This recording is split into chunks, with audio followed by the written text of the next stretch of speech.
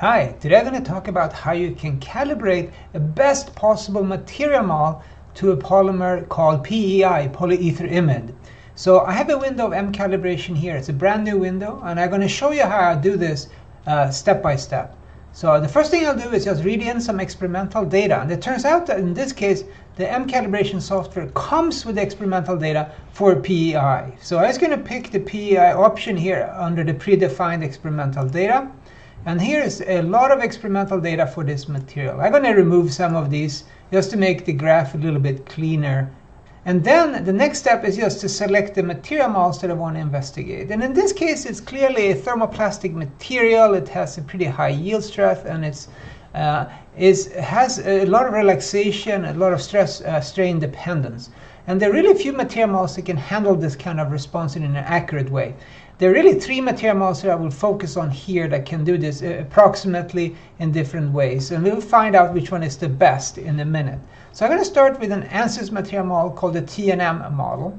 And here's my already calibrated material mol. All I need to do is just select the ANSYS TNM mol from the list and then run the calibration by saying run calibration. And if you do that, you will get the results that I already have here. So when I run this, I get the predictions shown here. It's an error about 19% in this case.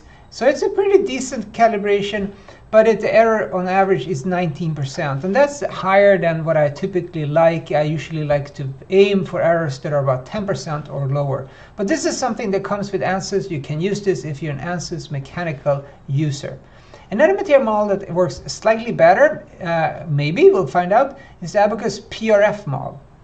And I already have done the same thing here. For the Abaqus PRF mol, I typically recommend the 3-network UO power option in the M calibration software. And this one is specifically developed or selected for this type of thermoplastic material. I just run the calibration as I talked about. And after letting that finish, this is the solution that I get. The error is about 19%, and it's very similar to the TNM mol in this case. And that's not so surprising. They're both very similar in structure and behavior, these material mols. Both of them have a problem in that they can't really predict the softening that occurs in compression. In the experimental data here, the mols don't do that. So that's a limitation of both of these models. The best mol that is available today is the Polyumod TNV mol. So the Polyumod TNV mol is the mol that I often talk about as being the most accurate mol, and it's also the most accurate in this case for PEI. And what's nice about this mol, it can handle softening after yielding even in compression. So I just used the same story here as I talked about before. In the material mol selection, I selected thermoplastic isotropic. I used the default setting. I used nothing fancy. I basically use that, and I say run calibration. I use extensive automatic in this case. And if you run that for a little bit, what you get is the results that are shown here. And this can potentially be improved further. This is what I got so far.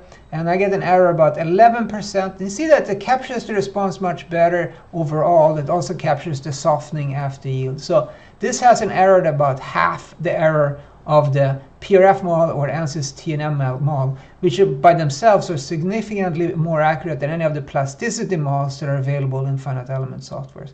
So those are my recommendations. The most accurate, as typically we see in these studies, is the TNV mol, and the predictions look pretty good. You can use this in any of the supported FE solvers that are listed here. It's part of the Polyumod library.